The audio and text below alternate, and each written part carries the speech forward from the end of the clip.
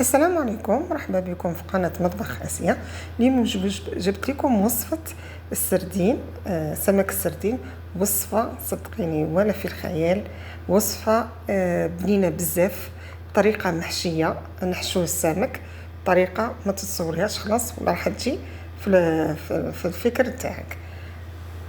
اللي عندي هنايا سمك السردين بعد ما نظفته مليح، غسلته مليح، نحيت له الشوك تاعو وحطيته نقعته. انا دائما كما قلت لكم في الوصفات تاعي تاع السردين نحط السردين يتنقع في الزعتر والبابريكا والخل. بعد ما نغسله مليح، ننظفه من قشوره ونغسله مليح، نحطه في الزعتر والبابريكا والخل. صدقيني ريحه السمك تروح خلاص منه، ما تقعدش في ديك الريحه تاع الماء تاع البحر. وقطرته مليح بعد ما غسلته، نحيت له الشوك تاعو وقطرته مليح. جبتو ها هو، شوفوا معايا هنايا الوصفه. تقدري ديري حبه لوحدها، تقدري تحطي حبه على حبه. انا هنايا عندي السردين كبير، ما درتش الوصفه حبه فوق حبه. بصح انا كي نوري كيفاش راح نديرها لكم، نوريكم كيفاش ديروا، كيفاش الطريقه اللي ديروها بها. ها هو بعد ما حطيت السمك، ها هو هنايا عندي كيلو تاع سمك.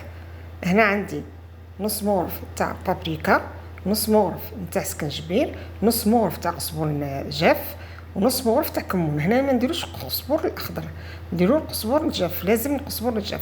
وهنايا نحطو الثوم، مورف نتاع الثوم.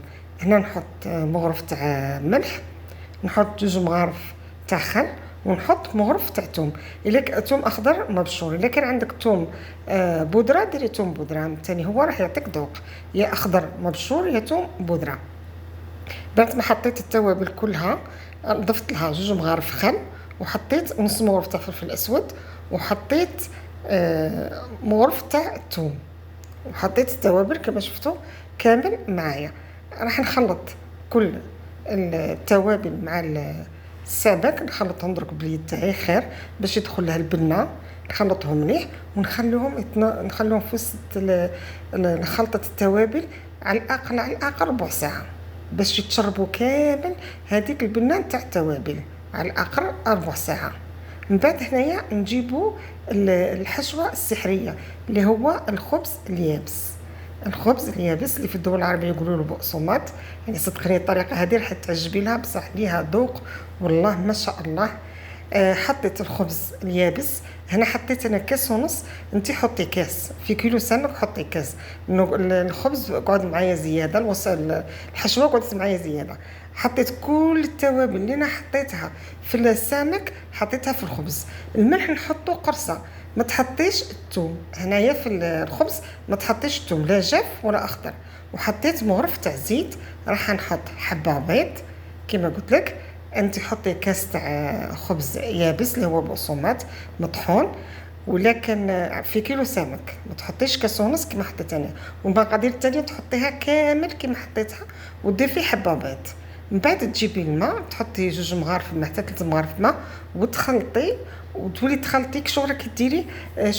كيما كيفاش نديروا السميد، نبسوه في المقروط، ولا كيفاش نرشوا الكسكس كي نبغوا نخدموه.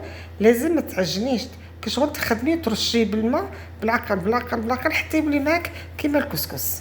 هنا الصحن راح جاني ضيق، رحت جبت طبق تاني حطيت فيه الخليط كما قلت لك، ترشي بالماء بالعقل حتى يصبح عندك مثل الكسكس كما نديروه، ولا السميد كما نشربوه له السمن باش نديروه في المقروط.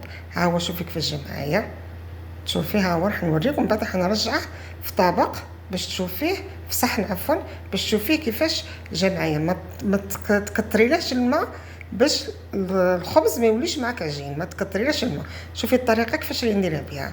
الوصفه هذه انا خدتها من عند سيده تونسيه عندها سنين، ولا غير صدقوني عندها اكثر من 10 سنوات، اكثر يعني قولي والله غير تقريبا 15 سنه. الوصفه هذه ديتها من عند سيده تونسيه والله غير ما شاء الله. ولما تفكرتوا قلت والله غير الوصفه هذه راح نديرها معاكم وتجربوها. صدقيني والله كون ما تقوليش باللي محشي بالخبز، ما كاش اللي يعرفوا باللي محشي بالخبز. تحطيه لضيافك، تحطيه لولادك، حتى واحد ما راح يعرف باللي محشي بالخبز. الخبز اليابس هذا التوابل يعطوه لواحد البنه، ما تفرقيش باللي ما تعرفيش باللي خبز. والله ما تعرفي بلي خبز. الوصفه هذه صدقيني بنينه بزاف، كما قلت لك تقدري ديريها حتى للضياف يكونوا عندك، ديريها للولاد نتاعك. وفي نفس الوقت ما نضيعوش الخبز يابس ونرموه، نديروا به وصفات اكلات نديروا به حلويات، نديروا به الاكلات. دروك انا جبت لكم الوصفه هذه تحشوا به السمك، يعني صدقيني واي نوع من السمك عندك.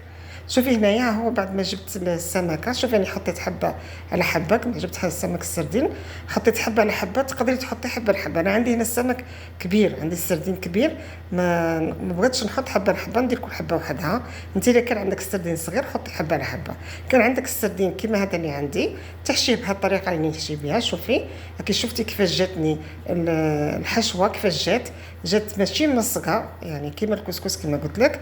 من بعد راح تعمري مليح، تعمريها مليح وتقفلي السمكه على بعضها، تقفلي السردينه حبه السردين على بعضها. ما راح تفتح معاك، ما راح الحشوه تخرج لك. احنا حاطين فيها حبه بيض، ما تخافيش خلاص من الوصفه. وراح تتبعي معايا الفيديو حتى الاخر، حتى الاخر، وراح تشوفي كيفاش راح يجي معاك، وتشوفي الحشوه قاعده داخل السردين ما تطلعش خلاص. وصدقيني كما قلت لك البنه نتاع الخبز هذا ولا اروع. وتحطي فيها كل التوابل اللي انا حطيتهم في السمك، ما تحطيش الثوم لازم ما تحطيش. ها هو شوفي بعد ما عمرته انا راح نكمل كامل السمك نوريكم كيفاش راح نديرها في الفرن. الوصفه هذه لازم تحط معنا في الفرن، ما تقليش، لازم تحطيه في الفرن ما تقليش. راح نجيب صينيه الفرن ونجيب ورق المطبخ، كي يقولوا ورق الزبده كل واحد كيفاش يقول له. نحط ندهنه، تحطيه في الصينيه وتدهني مليح الورق، دهنيه لازم تدهنيه.